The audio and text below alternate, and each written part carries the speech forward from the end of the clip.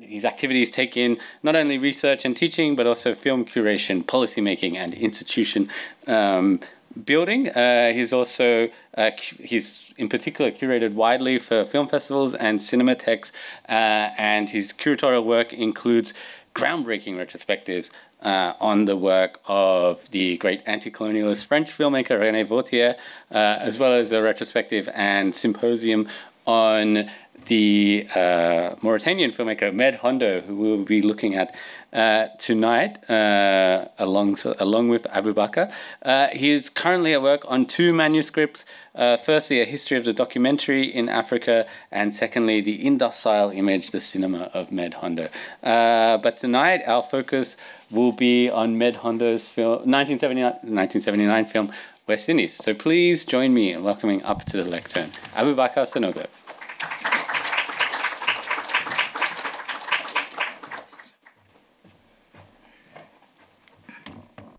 It's a great pleasure and honor for me to be here today for the first time in my life in the city of Frankfurt. I was telling the colleagues that I've transited several times here on my way to Africa or Asia, but really never made my way into the city. So I'd like to thank all those involved in bringing me here. First, Vincent Hediger, who formally invited me to take part in this series entitled Black Atlantic Cinema. I also wish to thank his co-curators, Daniel Fairfax and Didi Chika, for conceiving of this series and involving me in it. It's, involving me.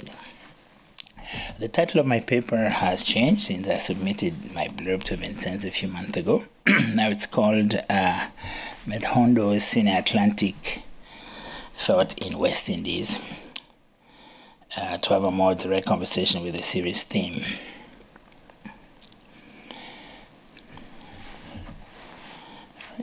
So I don't know the extent to which people are familiar with Med Hondo here, but I just wanted to give at least some refresher, maybe for those who don't, at the very least. Med Hondo, who was born in 1935 and passed away in 2019, belongs in the pantheon of Pan-African struggle for emancipation. He will forever reside alongside historians like Cheikh Anta Diop or Joseph Kizerbo, political leaders like Kwame Nkrumah, Malcolm X, Patrice Lumumba, Thomas Sankara, critical cultural theorists like Aimé Césaire and Fanon, and of course, somebody who must have been here, at least whose films must have been shown here many times, Ousmane Sembène. In their collective drive and battle to produce and secure a new image and place for Africa in the world. Along with Sembène, Med Hondo was a founding father of African cinema and one of the most talented, versatile, and influential filmmakers to emerge from the continent. He was an actor, a director, a screenwriter, a producer, and distributor who worked in and mastered a variety of mediums, including the theater, radio, television, and film. He passed away 6 years ago. At age 84. I was actually counting now his years of birth. He would have been 90 today if had he been alive. After 4 decades of film practice, he left behind a fantastic corpus, including tonight's film, West Indies, and next week's film, Soleil Haut. West Indies is his 8th film, which he made after Ballade aux Sources, 1967, which was actually recently recovered. I don't know if it was shown here, but it was recovered and restored, actually. It was restored twice. The image was first restored because the sound could not be found, and then the sound was found and restored and then married to the image print. Partout peut-être ou nulle part ailleurs in 1968, Soleil Haut in 1970, Mes Voisins in 1971, which has a particular history with Germany because it was shown here at the Berlinale, I think, and stayed there for a very long time. Les Bicots Nègres pour voisins, in which, of course, is really an unusual filmic object because it really starts with Mes Voisins in 1971 and ends formally in 1988, although the official release date is 1974. Nous aurons toute l'amour pour dormir and Polisario un peu planant, which has 2 films on the Polisario cause, so to speak. Then in the 80s, he made the epic film Saronia. In the 90s, Lumière Noire in 94 and Watani in 97. And of course, his final film was Fatima, the Algerian Woman of Dakar. Now, I met him, in fact, when he made Fatima, the Algerian Woman of Dakar, and came to screen it in Los Angeles at the Los Angeles International Film Festival. At the time, he had a project, his final project, really, that he carried for a very, very long time, full of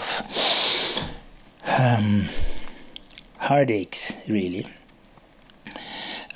which is a film on the father of the Haitian Revolution, Toussaint Louverture, in which he was really, unfortunately, never able to complete due to lack of funding.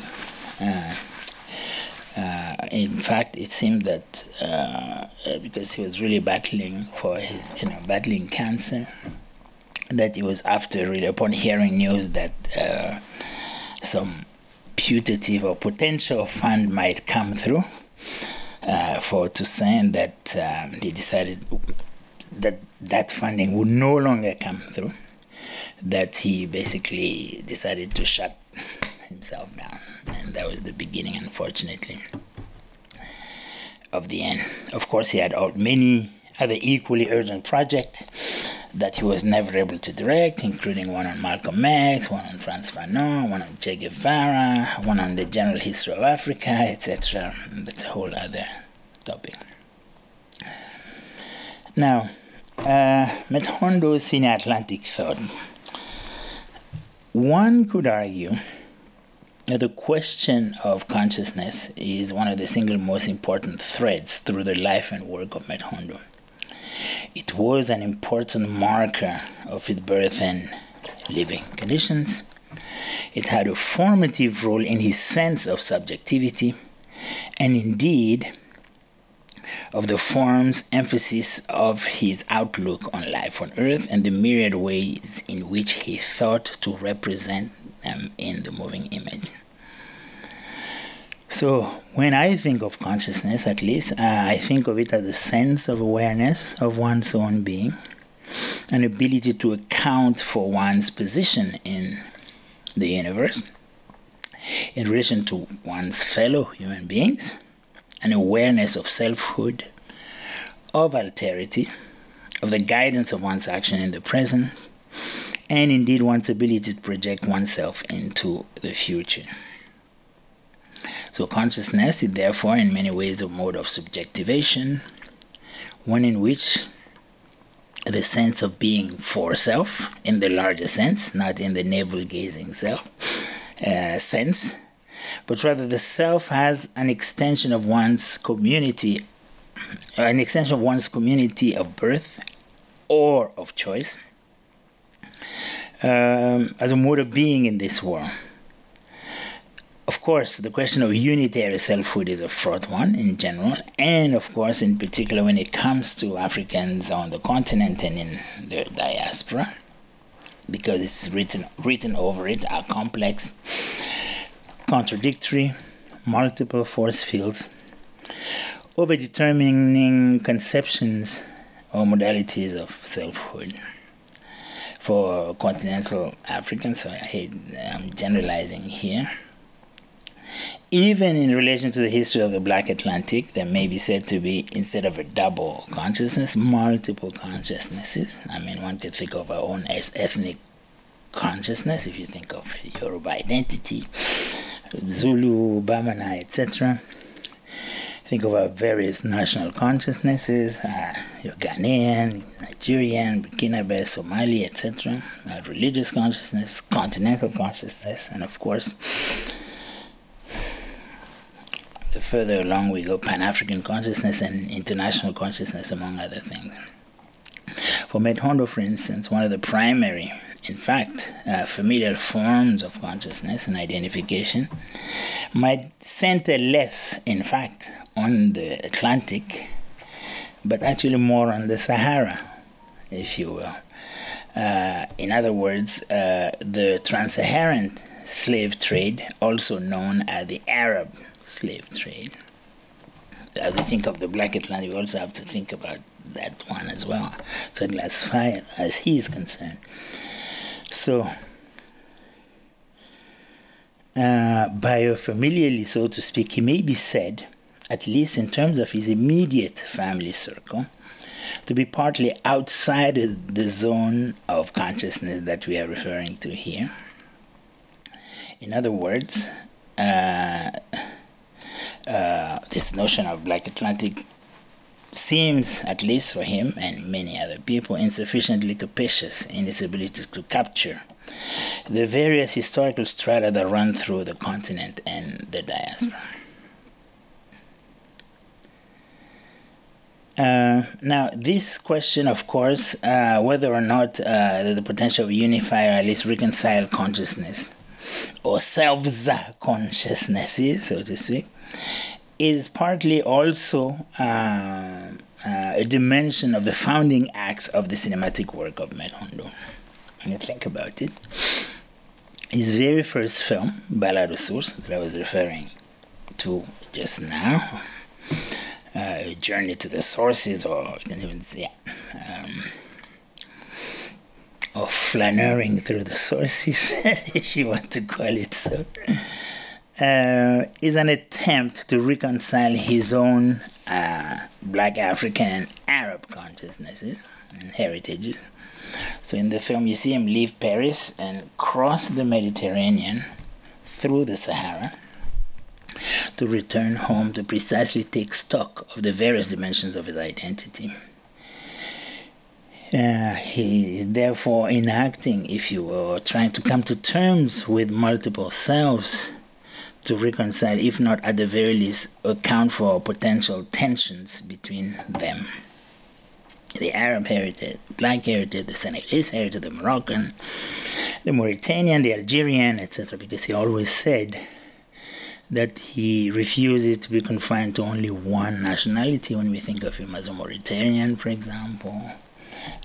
Because he was actually not born in Mauritania, he was actually born in Morocco, and he is buried in Morocco, not in Mauritania. And he would have wished to be buried neither in Mauritania nor in Morocco, but somewhere in the center or eastern side of the African continent. So, in other words, he himself arguably never resolved these questions of multiple consciousnesses. In that sense, one may argue that these questions of belonging are at the heart of his work, his life's work, and you can see that very concretely in films like Soleil, obviously, Biko Negre, his second feature film, Watani, Lumière Noire, of course, the film that you're going to see today, where debates around unbelonging, misrecognition, derecognition, or unrecognition even, certainly insofar as equal humanity is concerned, are played out.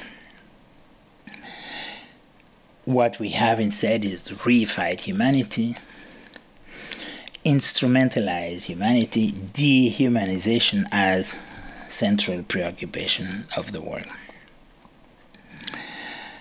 We may argue that part of his concern was, I don't know if it's an exact parallel, but we could think of maybe a more intersectional consciousness, so to speak, which generates questions related to which attitude toward them: fusion, conflict, articulation, superposition, montage.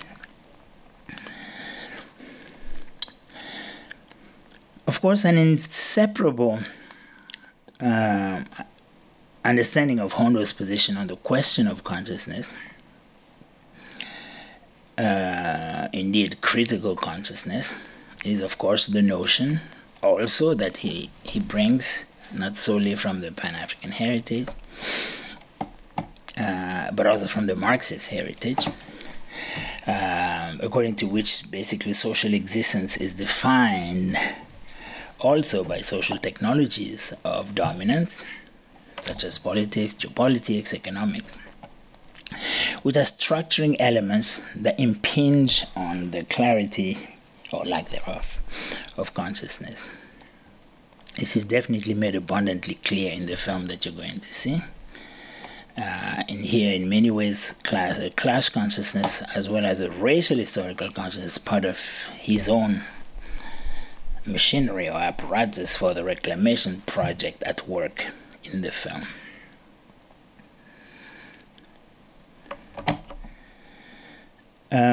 For example, I think one of the things that he believes strongly, of course, is the idea that historical consciousness is definitely for Africans and people of African descent is the indispensable currency for an African and Afro-diasporic renaissance, and recentering, if you will, in the human emancipation project. So then, the centrality of the historical, therefore, is to be highlighted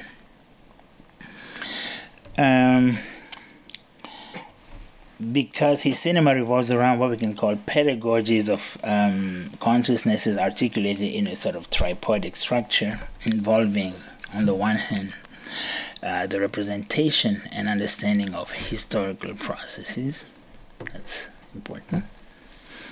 This sort of sequence, if you will, or sequencing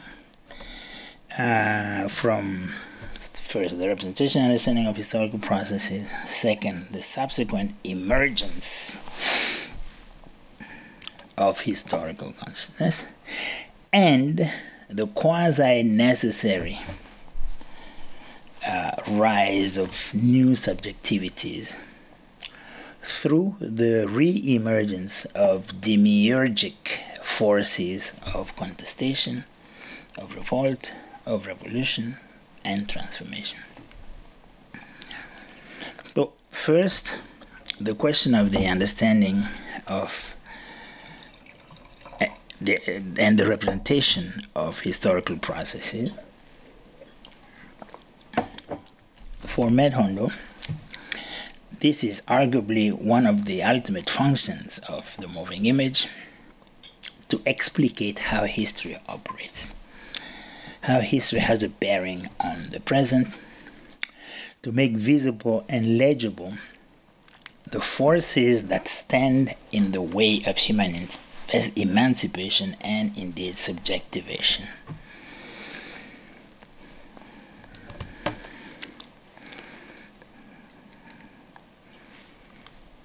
One example, in the opening sequence, for example, we have a kind of central motif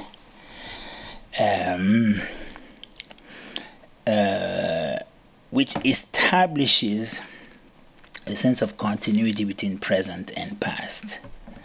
So you have what you call the protagonist of the plan, so to speak. I think it really states this very clearly, which is the grand design in the film, according to which Afro-Caribbean subjects have been denied subjectivity since, it's a paradoxical formulation, but such is the case, since the dawn of the Atlantic slave trade, one in which they are once more interpolated to put the labor force at the service of the metropole through forced migration there, as well as in an attempt to quell pro-independence tendencies in the island. This, for example, is manifest in the opening sequence through a rejection of the very notion of independence. I don't know if I have that here. No, here. Okay.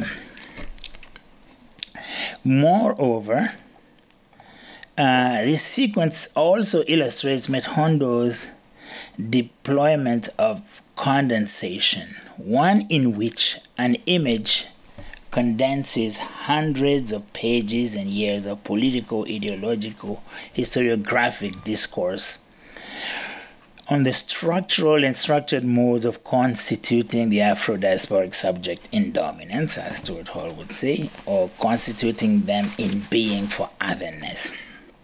So the plan in the film is thus a condensation and further elaboration of the structured ways in which collective Afro-diasporic subjectivities are constituted through continuous morphing and transforming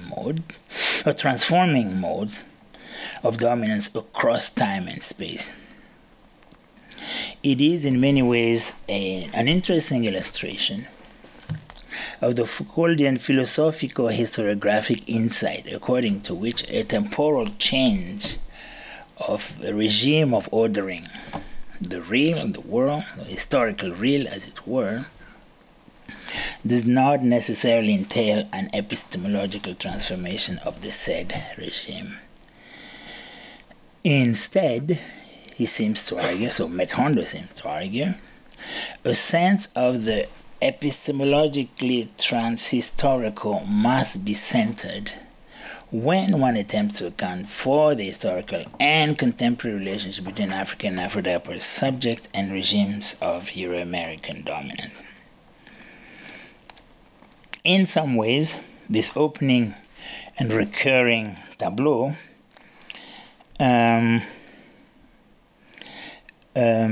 also explained the shifting position between Med Hondo and Daniel Boukmann. As you know, the film was an adaptation of a play by Daniel Boukmann, who's a Martinican playwright, whose play is entitled Les Negriers, or the slave drivers, or black slave drivers, I guess, to be more precise. So as Boukmann centers the continuing and chameleon-like structures of dominance, Med Hondo, in fact, there's a kind of reversed emphasis, in a way, by emphasizing not solely the system that, in fact, defers the entrance into full subjectivity, but this time, centering the enslaved subject themselves, or formerly enslaved subject themselves. And so he titled the film The Fugitive Slaves of Liberty, or more literally, The Maroons of Liberty, if I can literally translate the title, by offering a kind of reverse shot to dominance, and therefore structuring the agency of resistance, as it were. Now, this tableau also is the way that graphically evokes the poster of yet another film by Med Hondo. I don't have that slide here, but the poster of his film Les Bicots Nègres Vos Voisins, the 1974 film. In it, again, the notion of continental and diasporic African lives, labor, and resources as being the object of unrepentant consumption is clearly conveyed. So you see, let me see if so you have a kind of setup in which there's a kind of castle-like structure at the top, and I'll come back to the way in which he designed the set itself, in which you have, if you will, let's say the continuum of the French historical power apparatus from the monarchy to the republic, right? And seated in front, at least behind, a kind of table full of fruits, therefore the fruit of the labor of the colonized. And on each side of the frame, so to speak, different members of the dispositif of dominance here of the colonized subject. So here, so a kind of tableau vivant is symbolic of this explanatory apparatus, whereby this ideological, we often call the ideological state apparatus, delays, if you will, this assumption of consciousness on the part of the Africans and continental and diasporic subject. So you have, therefore, for example, from, let's say, if you were to take, it's really reversed, but the slide has it in the wrong, let's say, position.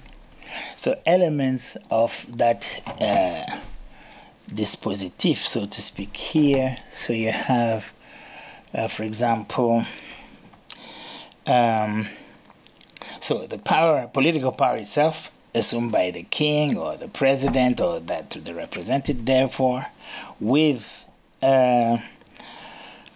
on the left frame here, on the right subject on the frame, you have basically the representative of the clerical or the religious state apparatus, whose function is indeed to defer the colonized, for the colonizer, the pursuit of earthly needs, and leave the field open for wealth and labor extraction for the colonizer. You have a kind of philanthropic dimension here, represented here by the social worker, whose function is to offer assistance, comfort, and by extension, aid, so development aid in this particular case, while the colonizer exploits the resources of the land. And on the other side, we have the first figure on the right of the frame, who represent the owners and masters of industry, in other words, the capitalist class, whose function is, of course, to ensure that the state is there to defend their interests. And finally, last but not least, the indispensable cooptation and collaboration, of course, of local lackeys, who serve as domestic intermediary between the colonizers and the colonized. In other words, the comprador domestic elite class. So this, for Med Hondo, is an indispensable structure to generate, implement exploitation ideas, and produce the indispensable morphing ideology at the heart of the colonial project, that is, making exploitation look beneficial to the exploited, spreading cologne, so to speak, or perfume on a rotten, putrid, and misery spreading, and in fact death carrying colonial process.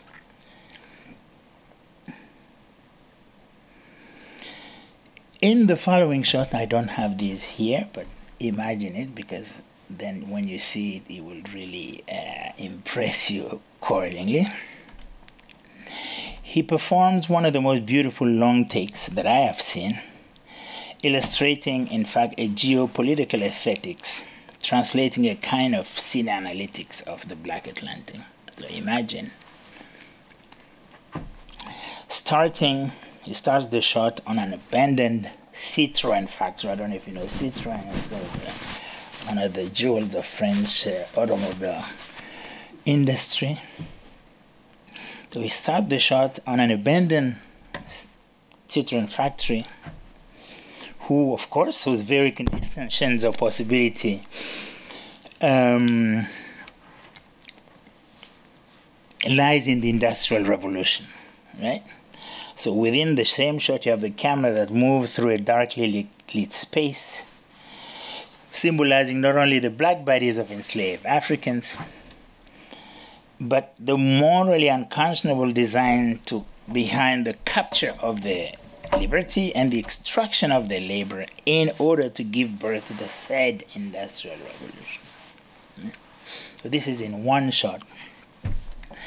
Then you see the cameras keep moving to, of course, a 67 meter long replica of a slave ship, because again the sort of condensation idea here. is that in the contemporary French Caribbean, where slave-like conditions are being reactualized and readjudicated in a debate between freedom as independence and bondage as remaining within the empire. So dialectic montage of time and space here, again within the same frame, within the long shot, encapsulates yet another mode of conversation, one of his preferred modes of cine-historiographic shorthand, so to speak. A second important element in this question of the triad of historical representation, historical consciousness, historical transformation, if you remember. Here is, of course, the question of the rise, raising the advent and restoration of historical consciousness. So let me very briefly go over this, so which is sort of one of the earlier musical sequence where the contemporary regime that rules over the island, if you remember, some of the French colonized islands never managed to attain independence.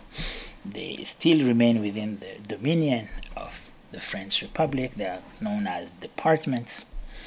And so here we have an entire, if you will, propaganda apparatus that's deployed to convince the islanders to move to France because France needs the labor force in order to rebuild itself in the aftermath of the war, right?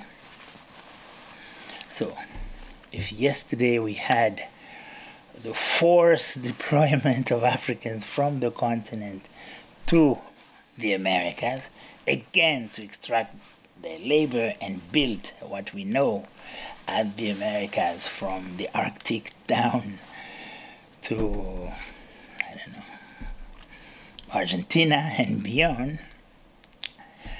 Now we've moved to a different mode of approach, which is, of course, consent, no, not coercion. So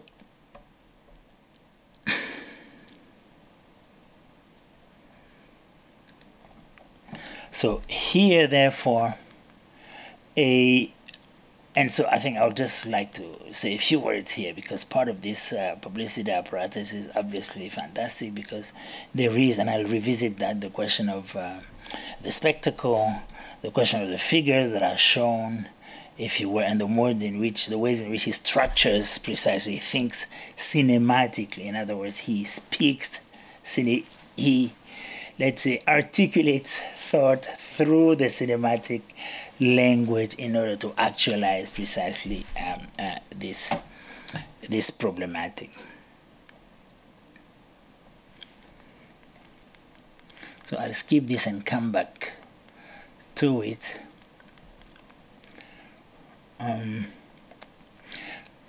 So part of the project, therefore, in the film is, of course, to establish this clash between, of course, the contemporary publicity apparatus and the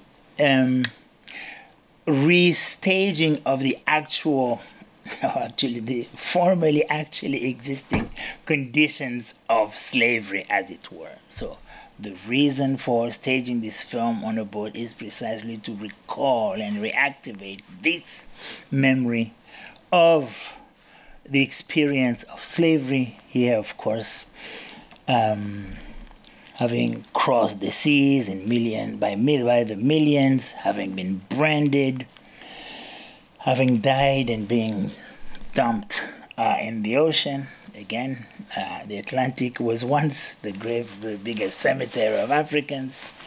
We know that today it is still claiming this title for different reasons and different contexts, but not really entirely unrelated in many ways.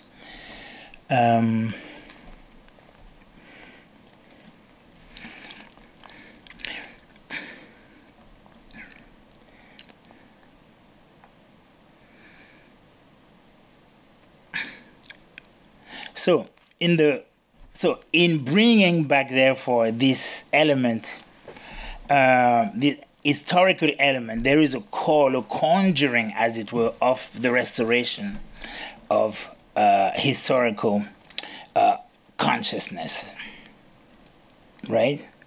And so this it does by, of course, reconjuring the elements of the sort of the library of dominance in relation to the state, in relation to the state and its different activities and measures of subjection of the slaves.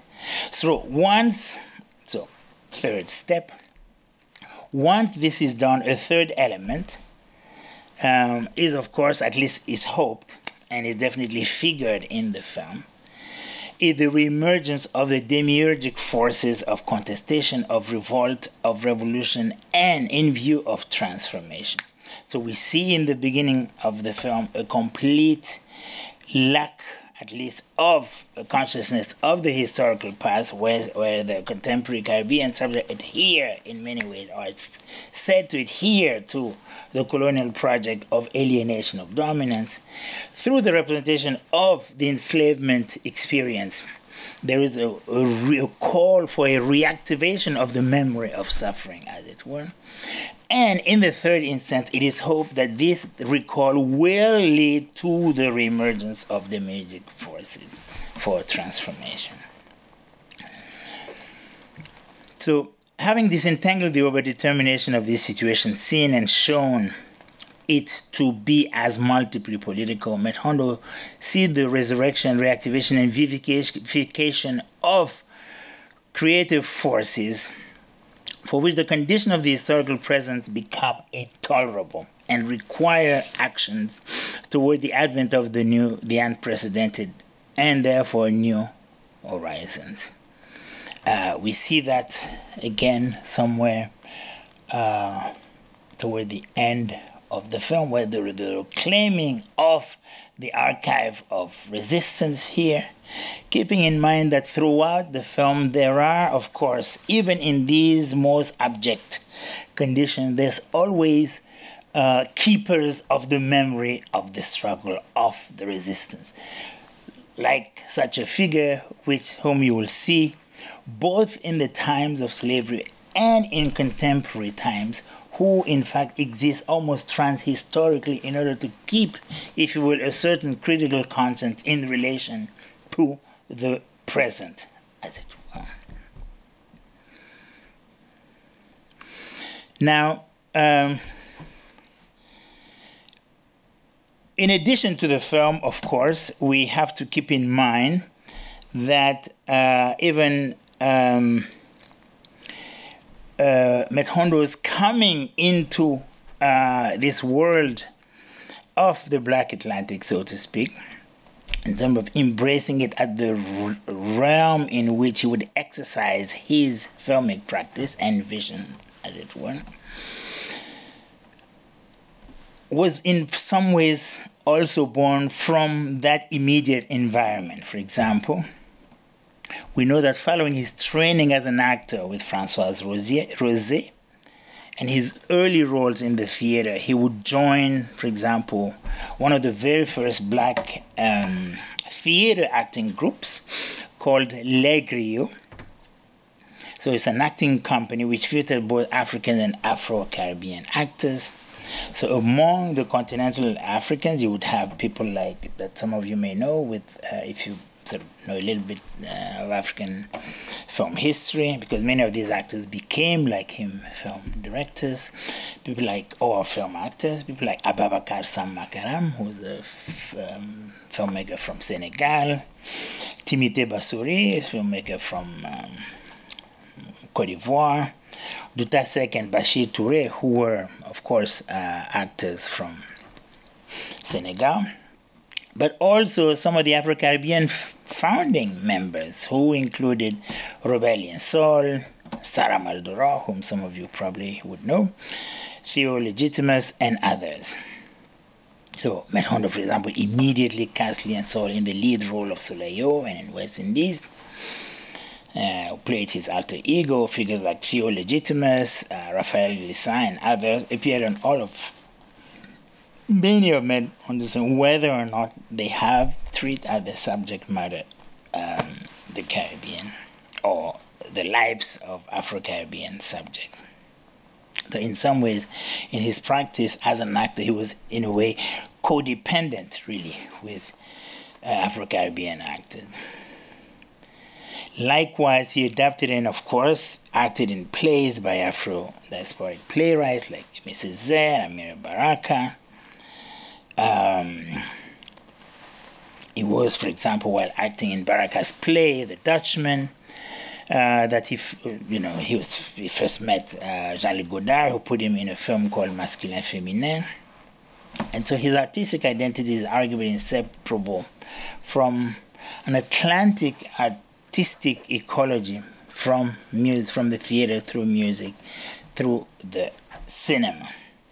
And of course, this, set the stage for his embrace and also deployment, his embrace not only of the adaptation of the work of Afro-diasporic playwrights on the one hand, but also the using them as part of his political ideological map. I mentioned some of them at the beginning in referring to Césaire, to Fanon, to Malcolm X. You see some of them in his film Malcolm X, for example, at the end of Soleil. Very good. So in terms of other aspects of the way in which he articulates his cinematic thought, so we already discussed the question of the false consciousness with regard to the plan, the massive advertising campaign,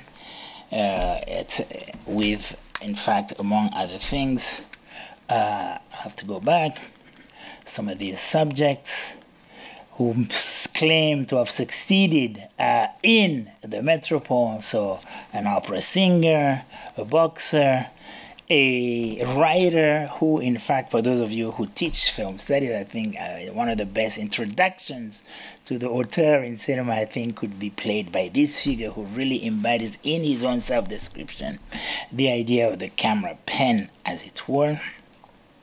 There is, of course, in the work a use of the principle of the dialectic image, which is really, really, really central. Observe it very quickly, how he moves from an image that in some ways represents a situation of dominance, but which he almost immediately contradicts either through a counter image of dominance or through, and even uses sometimes sound as a way to puncture, if you will, some of these images of dominance.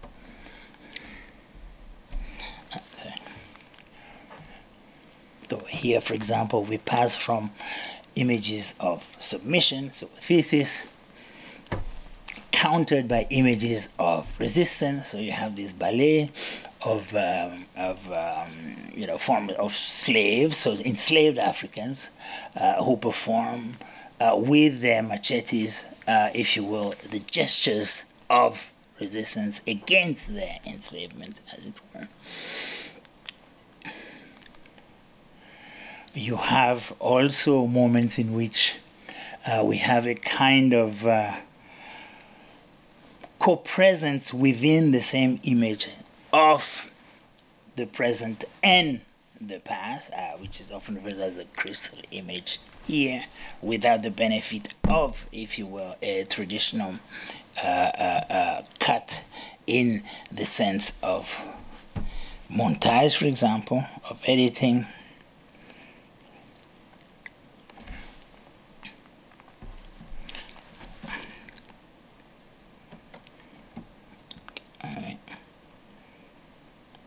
Okay.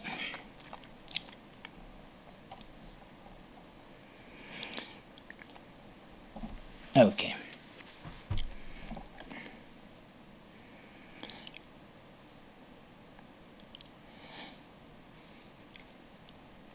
So part of the objective, of course, of this, if you will, approach in terms of representation is ultimately to produce new cine-human subjectivities in many ways, and that arguably participates in what I have called an ambulatory mode of diasporic filmmaking. What do I mean by that? By that I mean that there's a sense in which Med Hondo and several other filmmakers in this big discussion on the Atlantic refuse to renounce any part or portion of that which might help constitute and produce elements of diasporic subjectivity at the creative level. So it is therefore a mode of filmmaking that is as much at ease with dealing with the realities and narratives of continental Africa in its specificity, as it is with those of various geographies and ecologies of the diaspora in their own specificity as well. So there is not for them a split. The Atlantic is not a division, so to speak, between those who stayed and those who left. But although there's an acknowledgement of course, the different lived experiences cannot be the same by any means, there's also a refusal to renounce the sense of a global Africa, if you will, as an outcome of this traumatic moment in history. So these are filmmakers of Med Hondo in West Indies in particular, and you can see, for example, in the film, there's a moment where there's a kind of hallucinatory scene where the Afro-Caribbean representative, deputy mayor, etc., imagines himself in a sort of megalomaniac moment whereby he has absolute power over his people. And that is a way in which he makes, Hondo makes a direct link between this experience and a bizarre experience we had in the African cortex, where, of course, one of the heads of state in Central Africa proclaimed himself emperor, for example. So iconographically, he puts these two events, as it were, in a conversation to use one to illustrate the other. So in this way, there's a way in which they deploy the pleasures of diaspora that involve the production of cultural forms resting on the additive as opposed to the subtractive principle. So this filmmaking mode gives form, therefore, to the Pan-African project, and so that I certainly would more easily and quickly claim the term Pan-African for its more capacious, open, and transformational dimension here. Yet, even in the process of doing so, there's a certain radically open way of exploring openness to exploring other possibilities.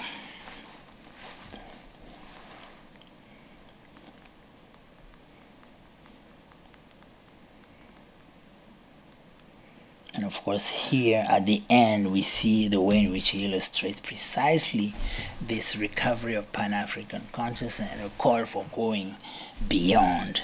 Here, not only reclaiming the archive of the struggle, we are the runaways, we are not afraid, so there's a sort of new, enforced determination to transform the world around them.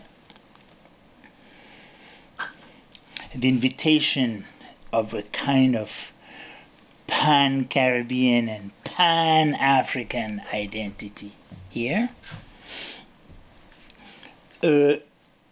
Reclaiming of the notion that the hidden foundation of our modernities is, in fact, based, or at least on the 300 to 400 years of extracted labor from African and Afro-diasporic subject, which of course brings us back to the beginning of the film, gave birth to the contemporary modernity as we know it, in particular gave the financial basis, if you will, for the funding of the Industrial Revolution and everything that came in its, much of what came in its aftermath. And as a result, the time has come, in his opinion, to reclaim the fruit of that labor. And that when we think of slavery, of course, we are thinking as a renewed contemporary version of of emigration. We should be thinking of a renewed version of slavery, of a kind of modern slavery. And therefore, in that sort of utopian moment, because it ends on a utopian moment of possibilities, we must rid ourselves of collaborationist, co-opted leadership in order to usher in, hopefully, a brand new world. I think I'll leave it there.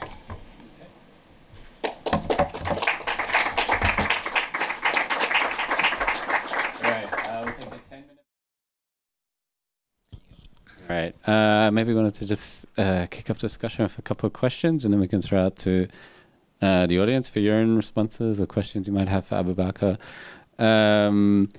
First thing I wanted to ask about is the, really stunning visual look of the film, and particularly this kind of artificiality of the mise en scène, which to me it seems like there's this interesting confluence of inspirations for Med Hondo.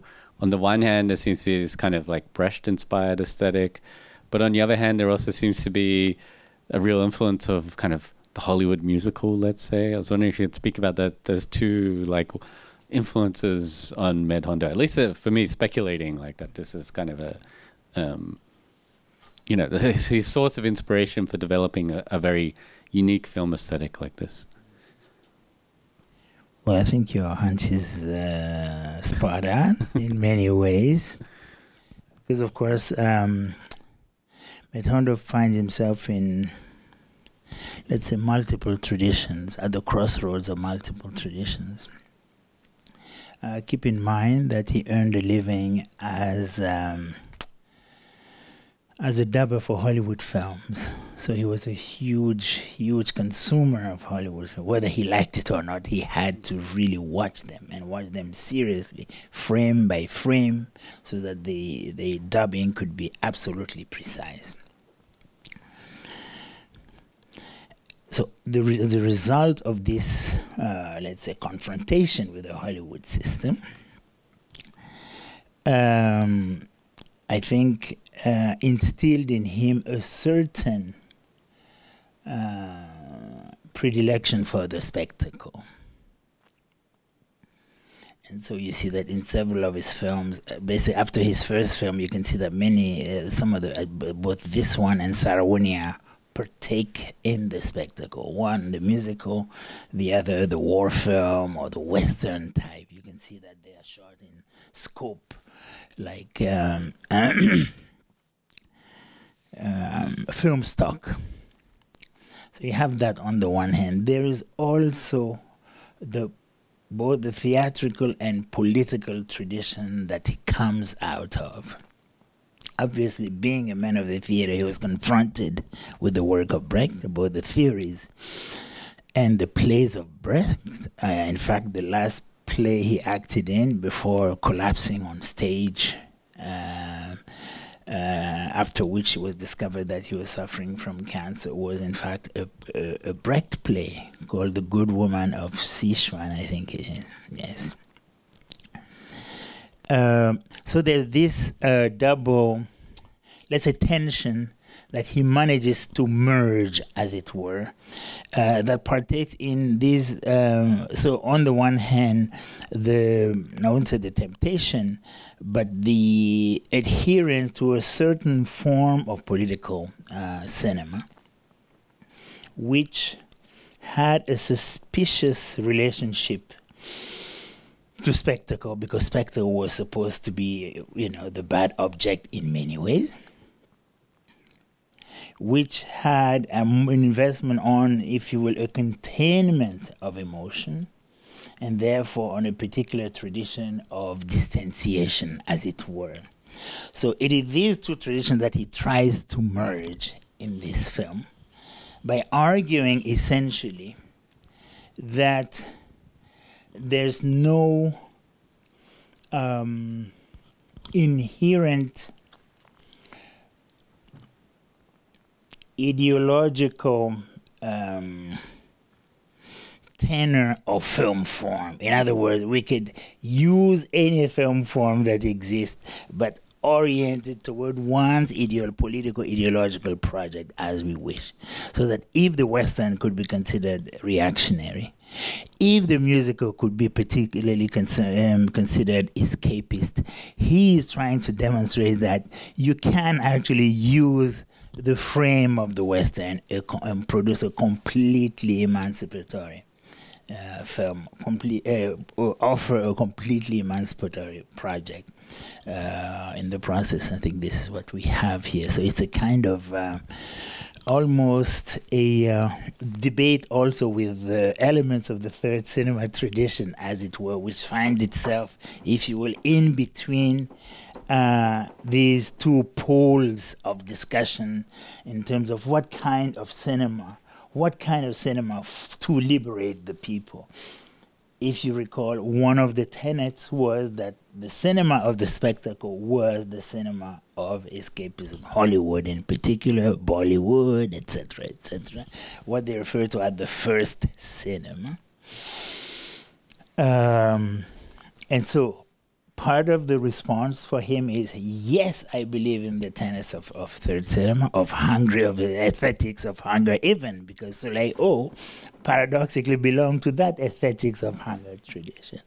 But with West Indies, he felt that he had to acquire the means of his ambition, and the ambition being to make what he thought was one of the most beautiful possible films that he could. Hence the insistence on the artificiality here, but never subtracting the revolutionary potential out of it. And so one of the things that he used to say was that he could not make a musical in the Hollywood tradition, because Hollywood is making the musicals in a particular way because it's part of the logic of their culture. And that in his culture, there are other logics as well, and that he would seek to adopt these logics to the musical form that he likes, minus the ideological import that he gets from Hollywood. The other thing I wanted to ask about is the nature of time in the film, because there seems to be this layering of different temporal moments throughout the film, and it's kind of jumping from one historical epoch to another. There seems to be a very, let's say, there seems to be a very unique temporal construction at play in the film. So I was wondering if you could tell us also a little bit about how he saw time and history as functioning in the narrative of the film, let's say. Well, in many ways, his construction of time is informed, I would say, by a particular understanding of the dialectic. It's a dialectic understanding of time. And so there's always a conflict between past and present. At the same time, that conflict produces that idea. So it's really a montage principle, as it were, of continuity. So you have both, that's where I was mentioning the notion of thesis, antithesis, if you will, because out of both emerge precisely, of course, different temporalities in actual historical time, but in epistemological time, if you will, there are continuities. And that's what he seeks to demonstrate from the beginning to the end. So when he moved from, let's say, contemporary Caribbean to, let's say, the slave dungeon or the slave experience, etc., he's trying to put, in fact, these two temporality in conflict to allow precisely this. It's almost a sort of in order to short circuit. That's where we come back to the consciousness question, to short circuit the psyche, so that it will, in fact, this short circuit will allow for the coming above, so to speak, of a particular awareness of self as the result of this temporal disjuncture that now would enable a production of a new form of subjectivity that will now allow those figures, at least those subjects on screen, to potentially take their destinies in their own hands and do the needful as to what it takes to really change and transform their historical or contemporary reality. Kind of reminds me a little bit of the quote from Marx in the 18th Brumaire of Louis Napoleon Bonaparte, where he says that the like history of dead generations weighs like a nightmare on the brain of the present. And I feel like this is kind of that's kind of the structure of this film. It's like the nightmares of history in the past and so on are still very present for for later generations. Absolutely. I mean, I think it's the problem of the archive, which is what we call the memories of the future, if you will. Mm-hmm. In other words, at any given time, we never manage to exhaust our present, which is turning past, right? So there's a whole spectrum of possibilities at any given time, except the irrepressible march of time, if you will, makes it impossible to perform the right form of decantation, filtration, etc., that will allow us to really get from it the nourishment we need to move forward. And so the big problem of the archive, certainly in this particular context, is precisely the idea that the revolutionary energies that exist in the past, even if people have moved on, these energies have not dissipated. The energies are like, let's say, ghosts or like zombies waiting for the midnight hour, so to speak, to rise again and inhabit the people, the struggle, etc., to now finally to recharge them and allow them to move forward. So it's actually a very interesting proposition, because Marx is actually playing with certain forms of African spirituality, actually, in the quote that he gave, because if you know very well, the ancestors never die in Africa, right? They are always with us. And we always call upon them precisely to allow us to move forward, right? And this is, in part, one of the big, major, let's say, specificities of the Pan-African Archive. Because to a large extent, Toussaint is still a resource for the 21st century. Boukmann is still a resource for the 21st century. C.L.R. James is still one. Malcolm X is still one. Sankara is still one, etc. So we're talking about it just now. And so that is really what is at stake here for men. The energies of the struggle are lying dormant, only awaiting for contemporary subjects to come and, blow on these ashes so that the embers would emerge, and now push forward the struggle a little more. I think that's the major project here in West Indies.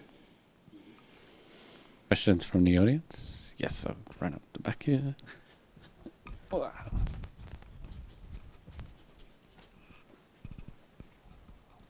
Danke.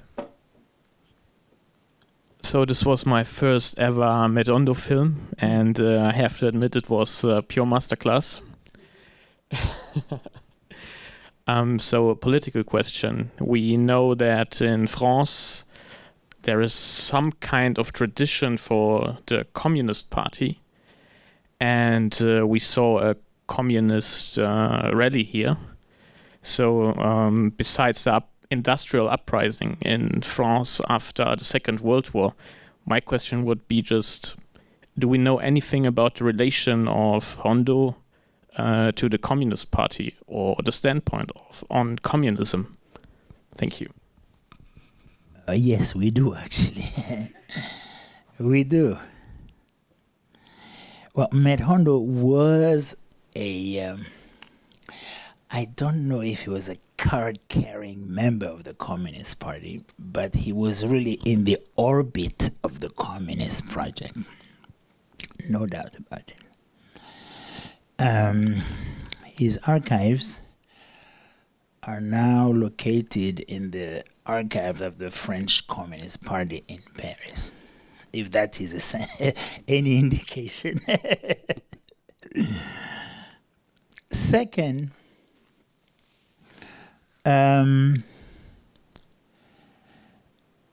you can see you mentioned that sequence, of course, in the film. I think let me go back first to the last masterclass we did together. It's online, you could watch. I don't know if you speak French, but if you do, if you go on the YouTube channel of the Bologna Cinematheque, it's called Cineteca di Bologna. Just type Med Hondo, Lezioni di Cinema, I think they say in Italian. It will come up. It was in 2017. At the end of the masterclass, so we were not. He was not sure. We asked him questions about his film, about the cinema. I don't know, his cinephilia, his love, for example, for the Italian cinema, for the Sica, and so on and so forth. The place of Hollywood and his cinema, and so on and so forth. And then it was the sort of the last 40 seconds of the talk. And he looks and he said, okay, should I say it? He said, yeah, of course. And then he said, I still am a fervent believer in the Communist Project. Just like in the film here, I remember in the last sort of dance sequence where I think one of the voices says, we've only lost a battle, but we haven't lost the war. So that's exactly what he said, that although communism today has been apparently defeated, as far as he's concerned, there's still prospects for it, and that he strongly believes in that project. Now, he was not naive, because he had a chance to actually visit many places, many countries where what they used to call actually existing communism, so to speak. That's right.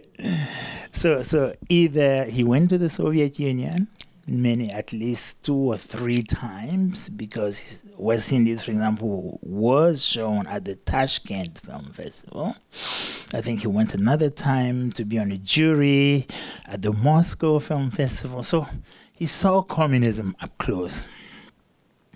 He was not impressed, at least state communism as adapted in many contexts.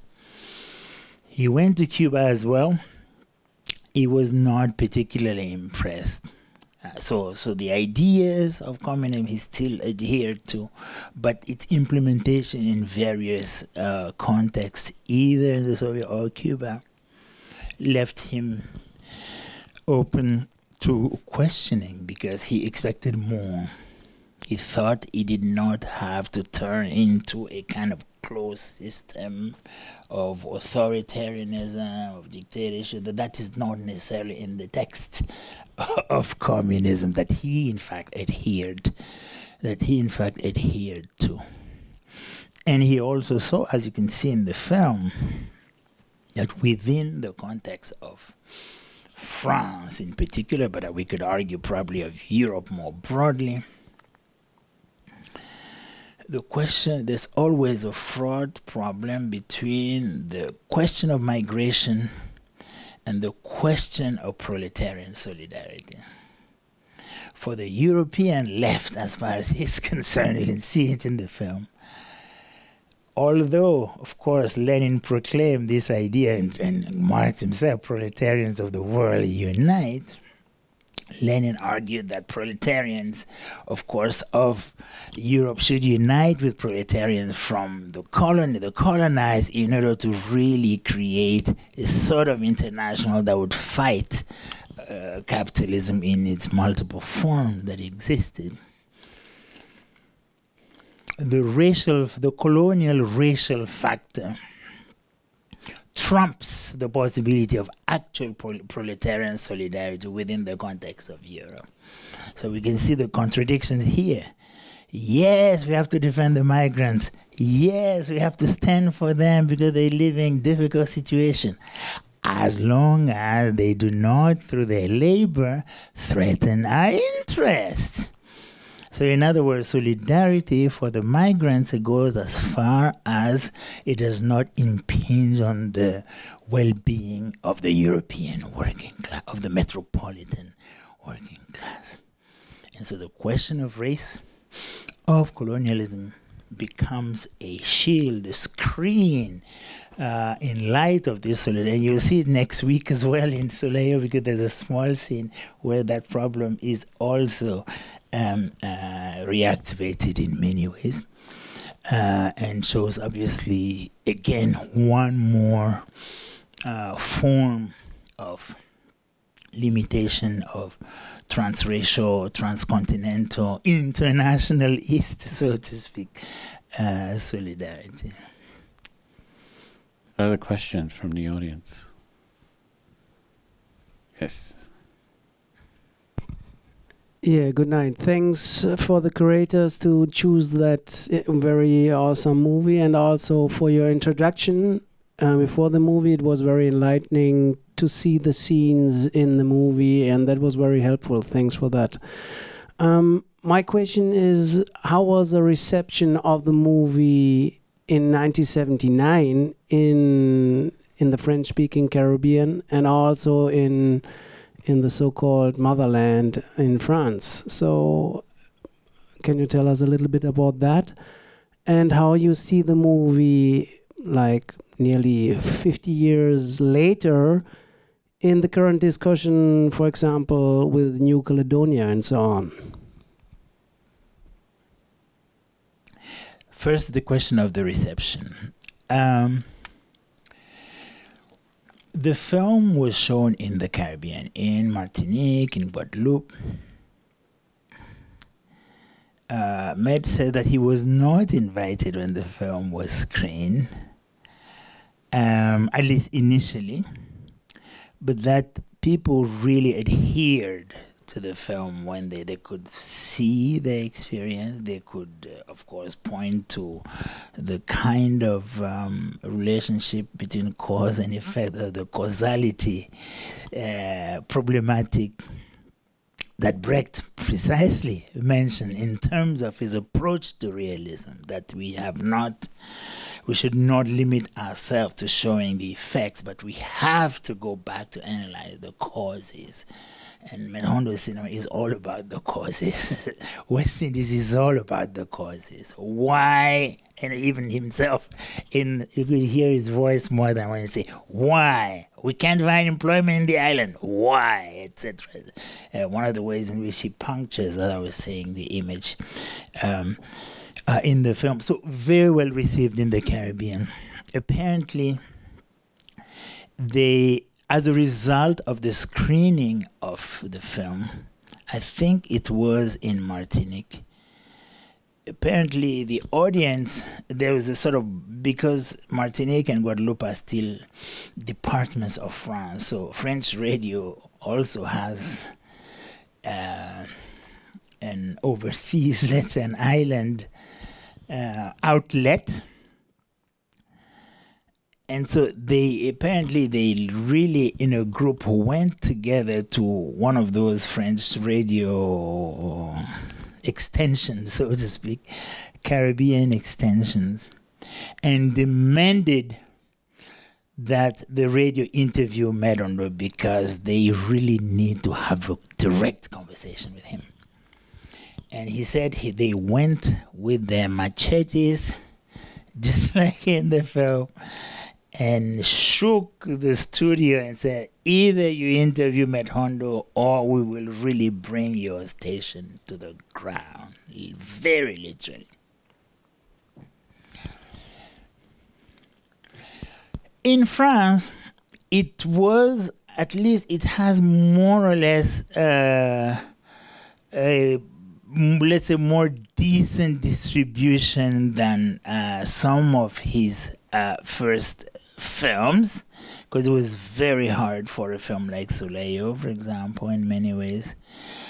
For Biconeg, for Sarawunia, we're not even talking, because that was really a sort of direct confrontation with the French colonial system. But this one is as well, in many ways. I'll have to look more into the papers to find out the reception. But in fact, people wrote about it. The major French papers wrote about it, Libération, Le Monde, and so on and so forth. Some had, because again, many of these papers also had leftist film critics. So the criticism was commensurate many times with the ideological orientations of the critic, obviously. So that's what I could say at this particular point about sort of the reserve. But it did travel to Algeria, to Africa, obviously, many places in Africa. Yeah. There's another question about New Caledonia as well. Yes, and even Martinique and Guadeloupe, in fact, in recent years. The question of independence is not exhausted, as you know so well, not even for Africa, right? Because while they are still, let's say, almost at, let's say, the first phase of reclaiming actual independence, which they skirted when the opportunity, because when African countries were fighting, and even other Caribbean countries were fighting for independence, they, at least many of, for example, Aimé Césaire, who was sort of one of our fantastic theoretician of decolonization, opted on the basis of some of the excesses that he saw in emerging independent African countries to withhold the call for independence. And you can see that very well in one of his books, one of his plays. Actually made a play, wrote a play called The Tragedy of King Christopher, where a leader who in fact has all the most beautiful ambitions of emancipation for his people turns completely dictatorial, authoritarian, unable to accept critique, and of course ends up losing power through popular uprising. So his observations made him let's say, cold-footed, so to speak, in relation to the demanding independence. And in some ways, West Indies is a critique of him. It says that guy, the mayor, so to speak, and represent is in some ways certainly carries some elements of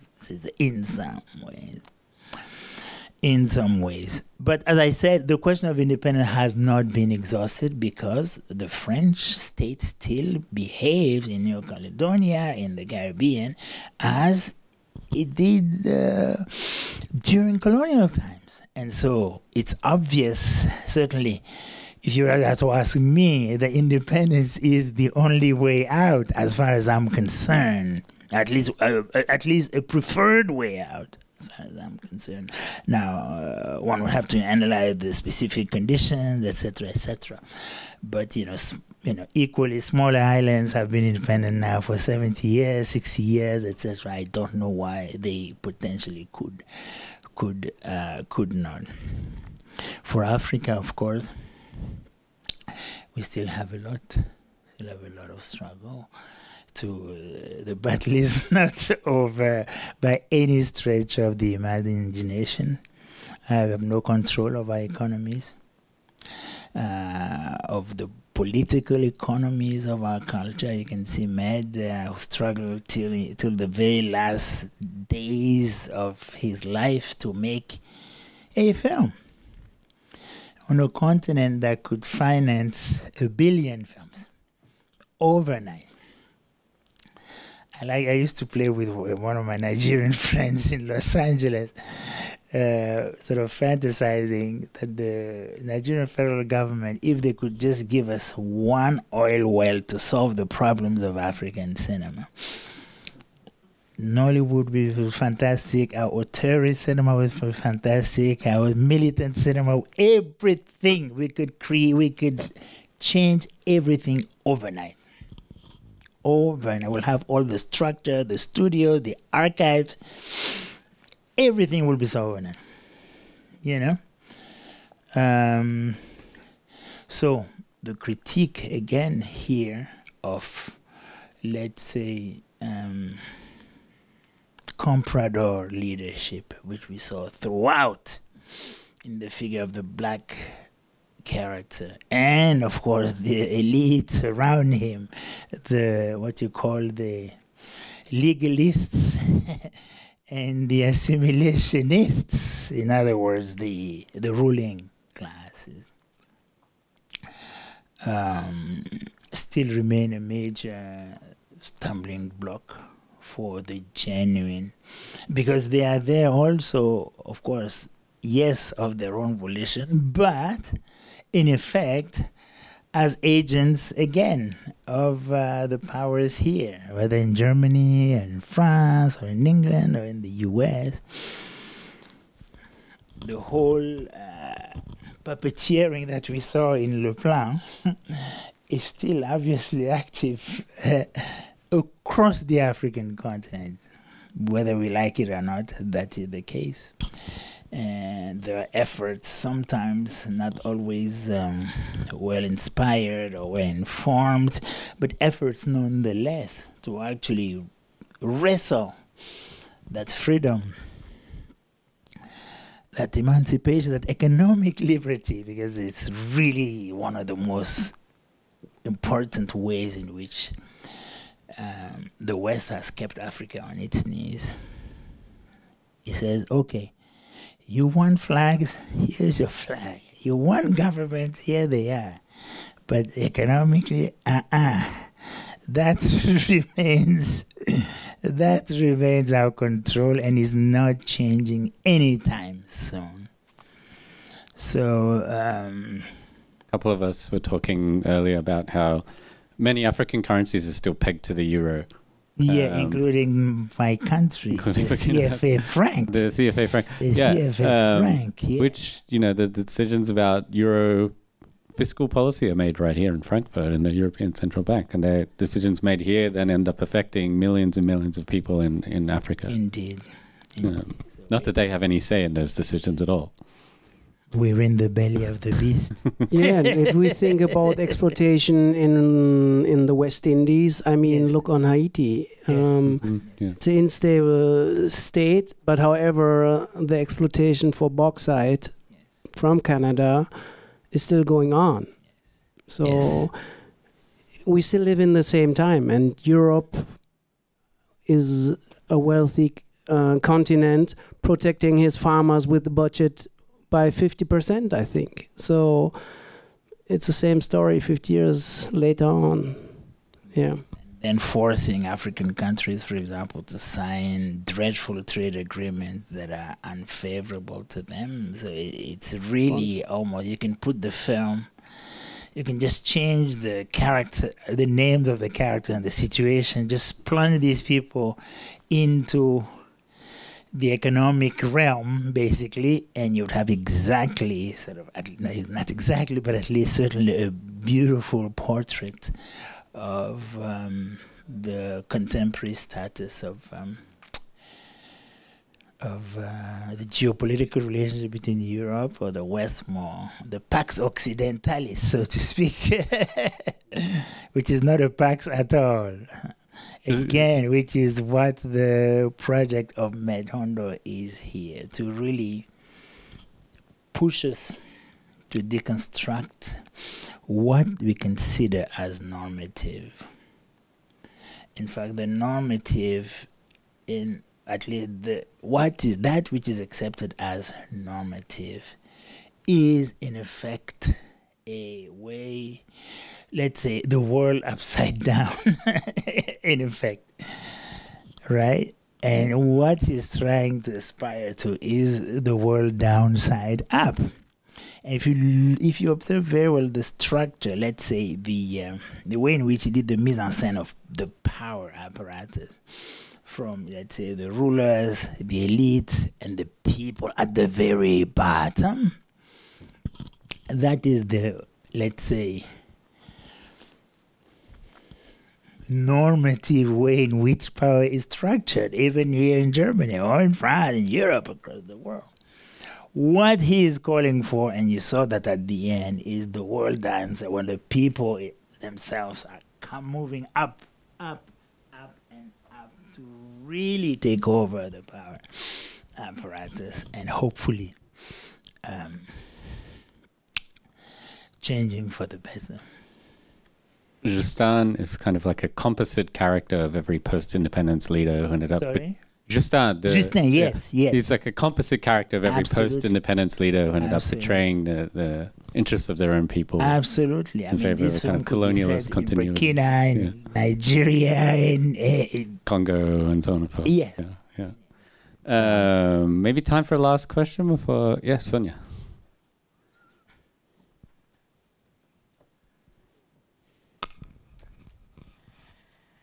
Yeah, thanks for all this insight. I was wondering if you could say more about the production history of the movie, because obviously it's like high cost and high level of production, and how, like, to what extent, like, how it was financed in the first place, where was it shot, actually, I was wondering, and also the cast seemed pretty international, so I was wondering, also through this influence of theater, like, how did the film came to be? Well, if we start with the theater, as you know, Med starts from the theater. He comes to cinema through the theater. He went first, when he went to France, he was a cook, believe it or not, right? And it's from his salary as a cook that he first funded his very first classes in acting. After a certain time, his acting teacher said, no, I will get money from the little bourgeois of Paris. You do not have to pay. So he sort of entered the artistic world through the realm of the theater. So from acting to acting in plays, to acting in film, to directing plays. He never gave up on the theater. He kept on, in fact, directing the theater throughout and acting in the theater, as I said, till the very last moment. I think 2015 or 16 was his last play, so 3 years before he passed away. So he belonged in that world. Because he belonged in the, I think in African cinema, he's probably extremely exceptional because he was always surrounded by the best actors. The best actors, whether of African descent or from the French context. The guy who played, let's say, the president, the king, etc. So he's a sort of a legend in French cinema. Many of them, in fact, are Robert Liensol, who played Justin in the film, was part of the same theater group as he was, that they've co-founded. He joined the group and he first co-created a group. His name is not just Robert Liensol, with, I mentioned that I think in my intro, people like Sarah Maldoror, Timothy Basori, etc., etc. So they come already with a lot of experience in acting. Then, of course, that world is, of course, shared by, continental Africans and diasporic Africans. They all sort of have, fight for the same jobs in dubbing, in acting, or cinema, etc. So they all know each other. So many of his films, certainly in his early period, let's say from the 70s, throughout the 70s, so from 1970 to 69, when Soleil began, to 79 when this one finished, his cast are really mixed African and Afro-Caribbean. In fact, those who play the most important roles are Afro-Caribbean actors in his films. So there is that. Now, this is an adaptation of a play written by Daniel Boukmann, who is a playwright from Martinique. That's important to keep in mind. So he first directed the play. So he was, in fact, he directed it first as a play. And as a result of the rehearsal and performance, he said, wait a minute, this is a musical waiting to happen. And so if you read the actual text of the play, there's nothing.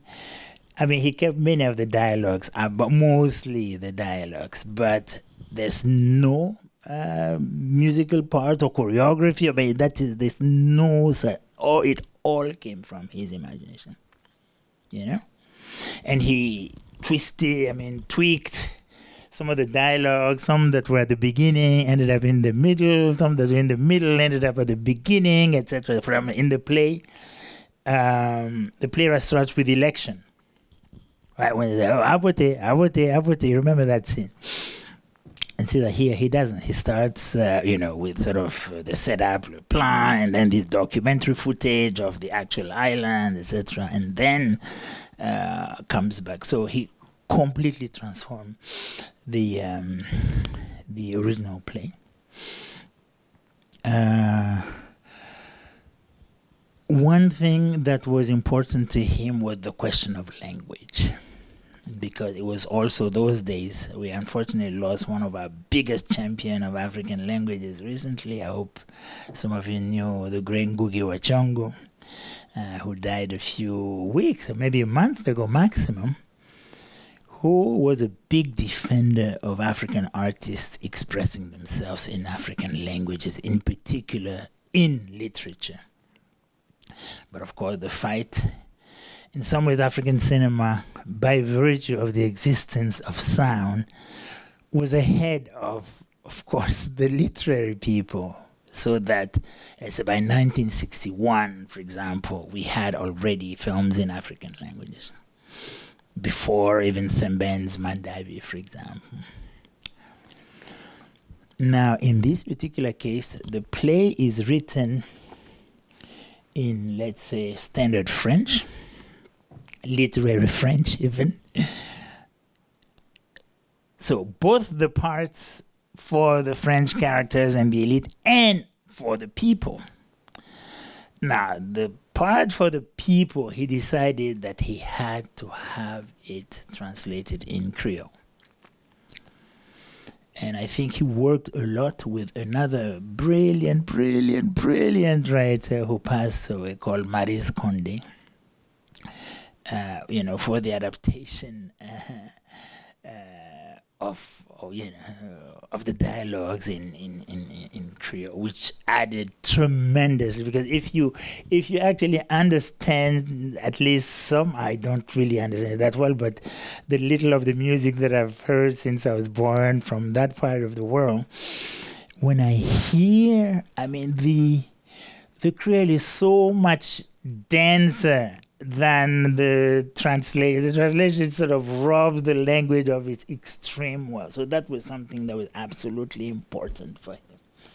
It was also later around the time where Sembène was, alongside Cheikh Anta Diop, they were really trying to push for the question of African language. If you remember Khala, one of the huge problematic of the film is the daughter speaking in Wolof when his father speaks to her in French and so on and so forth. So it was that zeitgeist, if I could use a German term for a change, that was in fact, in the air, so to speak, and it's also part of the production process of the film. The funding came from different sources, as you saw at the beginning. The Société Nouvelle d'Industrie Cinématographique, which was a Senegalese production company. He got an award for best screenplay. He actually says it in the credits, from the Francophonie. You have I don't know, anything I say, I want to sort of branch out into so many things. But you know that the French state and African government decided to create an organization around the question of the French language called the Francophonie. For Med, it was obviously a neo-colonial language, but it didn't prevent him from getting money from them. It's like Sembène as well. He said, I would sleep with the devil if necessary. Don't judge me, judge the film. Is my film a betrayal of my principle? Is it a betrayal of Africa? If you say yes, then I don't deserve to be a filmmaker. But if you say no, then let me do what I need to do to fund my film and leave me alone. That's sort of his idea. Anyway, so he got some money for, best screen, best adaptation type of thing. Then Algerian television was involved in the film at the time. He was really, again, Med, as I mentioned in my bio, he's too big to be constrained to one country. Algeria is one of his countries. Certainly he considered it one of his countries because he had family there. And he was even involved during, for example, the war of Western Sahara, for example, in the 70s, the liberation debates and so on. He made 2 films on, and so Algerians were involved. He was even involved in filming the liberation of hostages from Polisario, getting there through Algeria.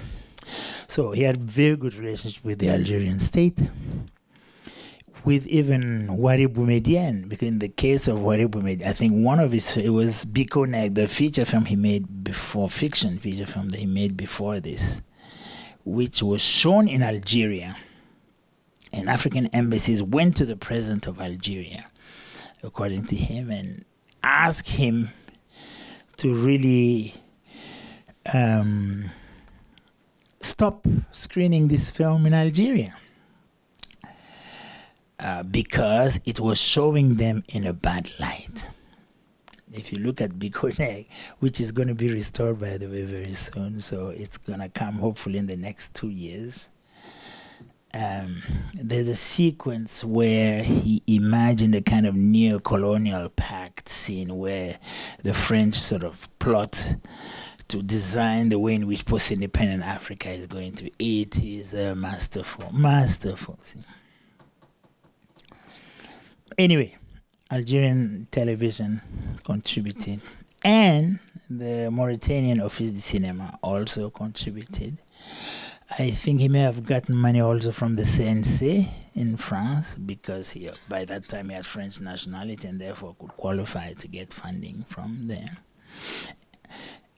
etc. So I think this is his his richest film, so to speak, and least imperfect film in a way in the third cinema discussion, because it was really polished.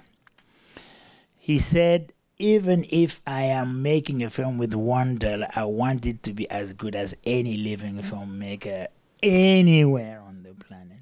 And definitely I think this film really stands tall, I would argue, in the, not only in the history of the musical, but in cinema, because it's a real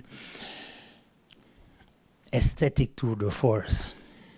You know, to try to tell the story of 400 years of history in a 67-meter makeshift boat to account for histories of genocide, of colonialism, of neo-colonialism, to pass from the past to the present just through, you know, sort of a dolly shots or meandering shots, to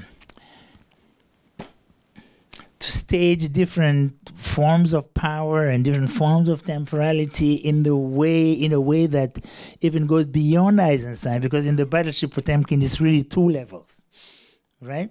Here he has 3 levels, you know, and he manages to really capture these several levels at once. I mean, I was talking to his cinematographer. He said when he sees that shot that starts with the factory and sort of comes onto the boat and sort of goes all the way back to the end and end with this sort of line figure at the end of the boat, he cries. Even Med, I remember when we showed the film at the Toronto Cinematheque, Toronto Film Festival Cinema, there's a TIFF Cinematheque. We did that in 2016, in August 2016. We did a retrospective of his films. And we got the 35mm print from Harvard and so on and so forth.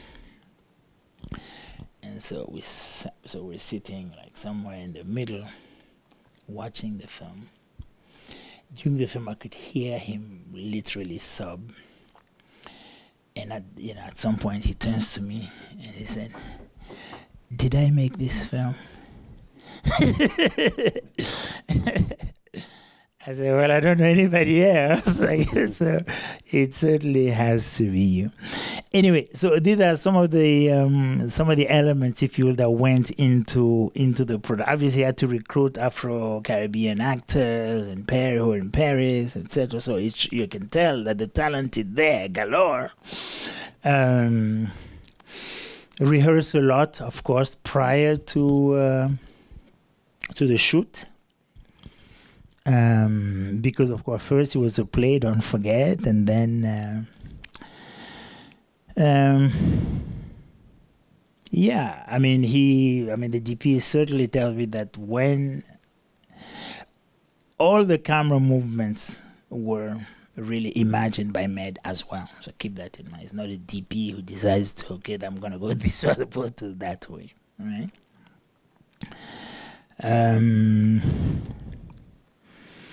I don't know. We can go on and on and on and on, but I hope we can go on all night. He can sort of give you a bit of an idea. Yes. I think Didi maybe had a last input. Go for it.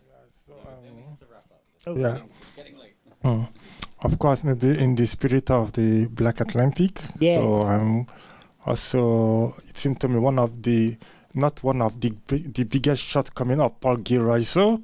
theory was that he excluded Africa from the black experience. And this film is mostly in the, but and if you create a sort of hybrid culture as for the Black Atlantic, where do you situate the Middle Passage and the boat? And it seems to me that Med Hondo's film gives the lie to Paul Gilroy's elimination of Africa. But I'm not going to ask about that. What I want to ask is, I remember I'm curious as Med Hondo's film always is sort of anti-imperialistic, realistic. So, but I'm curious, how did he marry the idea of him being anti-imperialistic and coming from a country where legally slavery still exists and the slaves are mostly black people by Arabs? How did he manage to navigate that dichotomy? You mean coming from Mauritania? Yes. How did he manage to? Well, one way is first the way he constituted his own subjectivity. By virtue of being born in a family that was considered enslaved, it really revolts him so much that he became completely, totally invested in anything that involved, in fighting against anything that involves trampling on human dignity. Because he saw his father, in addition to slavery, he saw his father old because he was born in the colonial days, what they call the age of high imperialism, which is from 1919 to 1939. So he saw his father be deferential to the colonial master, etc. It really, so both his birth condition and the experience of colonialism really prepared him for a film, like for an anti-imperialist project, because he lived it in his own skin, his family, in his country, in his surroundings. I tell you,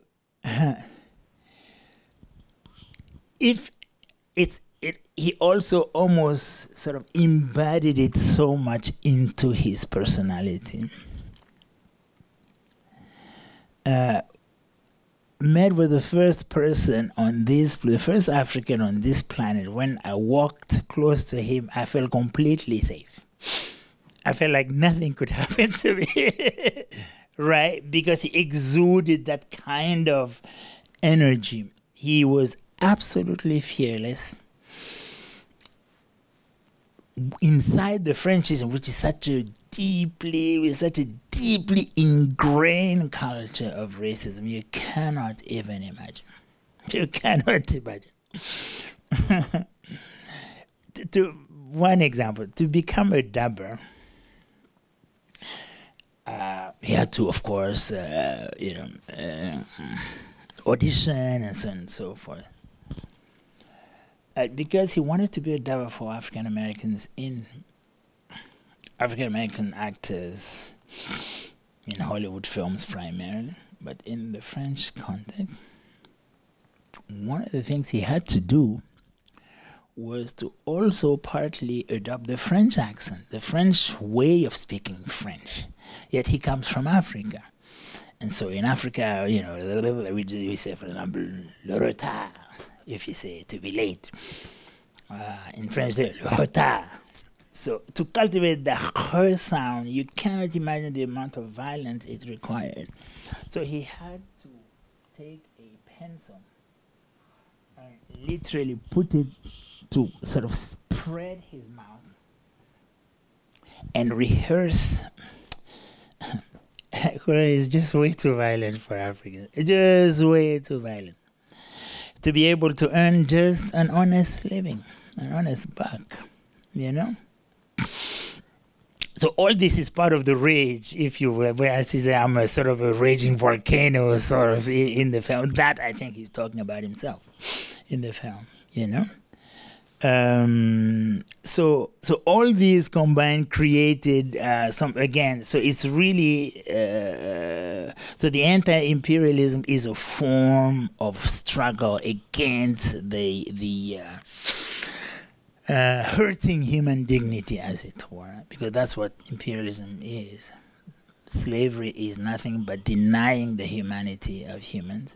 Colonialism is denying the humanities of the colonized, and so that was definitely a profound battle cry throughout, and we are very happy and proud to have had him walk the face of this, because he gives us, I was saying the other day, what I call